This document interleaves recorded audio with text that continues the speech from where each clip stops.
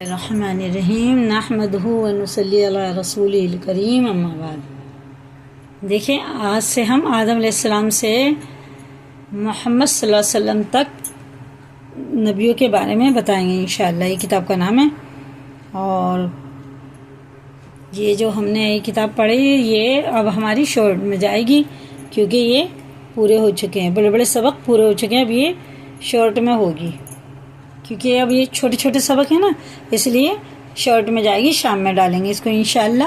اور اب سے ہم یہ نبیوں کے قصے سنائیں گے، آپ کو یہی پڑھائیں گے۔ پہلے تھوڑا سا قرآن شریف کے بارے میں بتا دیتے ہیں۔ قرآن مجید کو سمجھ کر پڑھا جائے یا بغیر سمجھے ایک ایک حروف پر اس کے 10 نیکیاں ملتی ہیں، لیکن اس میں کوئی شک نہیں کہ قرآن پاک کے نزول کا مقصد اس کی تلاوت کرنا، اس کو سمجھنا، اس پر عمل کرنا ہے۔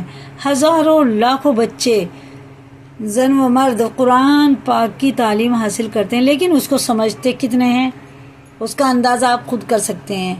کچھ لوگ تو پڑھا تاک میں رکھ دیا، بچوں نے پڑھا ایک طرف رکھ دیا، اٹھا کے پڑھتے ہی نہیں، اس کی تلاوت کرتے ہی نہیں۔ یہ صحیح کہ بغیر عربی کی تعلیم اور دین کا فہم حاصل کیے قرآن مجید کو صحیح طور پر نہیں سمجھا جا سکتا، لیکن کیا کوئی طریقہ ایسا ہو سکتا ہے کہ طلبہ کو قرآن مجید کا مقصد کچھ ایسے آسان طریقوں سے ان کے ذہن نشین کرا دیا جائے کہ وہ اس مقصد کتاب سے، مقدس کتاب سے، جس کو وہ روزانہ پڑھ رہے ہیں، بالکل بے تعلق نہ رہے، ان میں اس کو سمجھنے کے شعور کو بیدار کر دیا جائے۔ اس مقصد کو حاصل کرنے کے لیے کافی عرصے سے ایک تجویز ذہن میں پرورش پا رہی تھی، وہ یہ ہے کہ بچوں کو قصے سننے کا شوق ہوتا ہے۔ سنڈے کے دن ہم بہت کچھ بتاتے ہیں بچوں کو، اسی لیے قرآن مجید کی بنیادی اصول، نبیوں کے آنے کے مقاصد اور ان کے قصے، حضور سرور کائنات صلی اللہ علیہ وسلم کی زندگی اور دیگر ضروری امور کو آسان زبان اور قصوں کی صورت میں مرتب کر کے شائع کر دیا ہے۔ ٹھیک ہے، یہ کتاب بہت اچھی کتاب ہے بچوں کے لیے، بڑوں کے لیے۔ مثلا استاد نے حضرت آدم علیہ السلام کا قصہ بچوں کے سامنے بیان کیا، پھر جب قرآن مجید میں حضرت آدم علیہ السلام کا نام پڑے گا تو اس کے سامنے وہ تمام قصہ آ جائے گا، ٹھیک ہے نا، جو استاد نے بیان کیا ہے۔ جیسے ہم بتاتے ہیں نا نبیوں کے قصے، تو قرآن شریف میں پڑھیں گے تو آسان ہو جائے گا، جلدی سمجھ میں آ جائے گا۔ ایک طرف یہ جذبہ کار فرماتا تھا، دوسری طرف اپنی نااہلیت و مصروفیت، اور آخر جذبہ غالب آیا، اور یہ سب کتاب لکھی انہوں نے، ٹھیک ہے نا۔ اور بہت اچھی کتاب ہے ماشاءاللہ، اسے پڑھیں گے نا تو بہت اچھا لگے گا۔ جیسے کہ اب دیکھیں، بسم اللہ الرحمن الرحیم، قرآن مجید، ٹھیک ہے نا، قرآن مجید کے بارے میں ہے۔ بچوں، الحمدللہ کہ تم نے قرآن مجید پڑھنا شروع کیا اور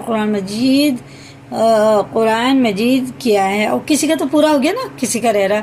یہ اللہ کا کلام ہے، یا یوں سمجھ لو کہ یہ اللہ کی باتیں ہیں، یا اللہ کا خط ہے جو اس نے اپنے پیارے نبی صلی اللہ علیہ وسلم پر حضرت جبرائیل علیہ السلام کے ذریعے سے بھیجا تھا، کہ ہم کو معلوم ہو جائے کہ اللہ کون ہے، ٹھیک ہے نا۔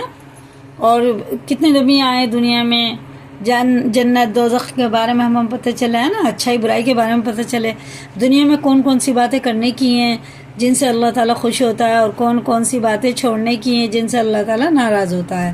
بچپن میں اگر ہمیں پتہ چل جائے تو ہم گناہوں سے بچیں گے انشاءاللہ زیادہ تر۔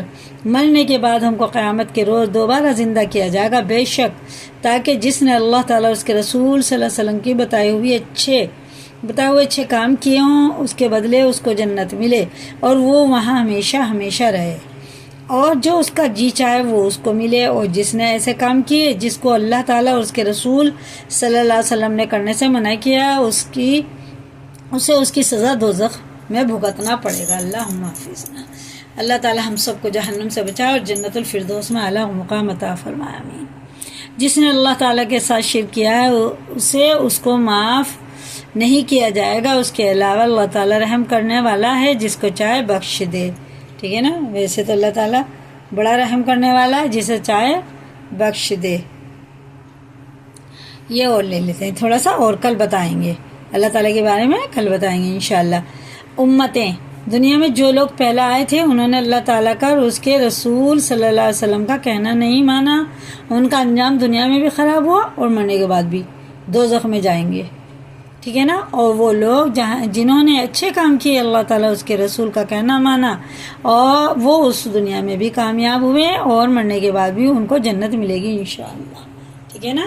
آج اسی کو یاد دیکھیں، دھیان کریں، اور کل سے ہمارا سبق ہوگا انشاءاللہ۔ پہلے اللہ تعالیٰ کے بارے میں بتائیں گے، ہے نا، اور اس کے بعد پھر نبیوں کے بارے میں، وہ پہلے اللہ تعالیٰ کے بارے میں، پھر فرشتوں کے بارے میں ہیں، دھیرے دھیرے پھر نبیوں پہ پہنچ جائیں گے انشاءاللہ، اللہ نے چاہیے تو۔ اسی کو لائک کریں، شیئر کریں، اور دوسروں کو بھی شیئر کریں، اور نئے چینل پہ سبسکرائب کریں، کمنٹ میں اپنی رائے بتائیں۔ اللہ حافظ۔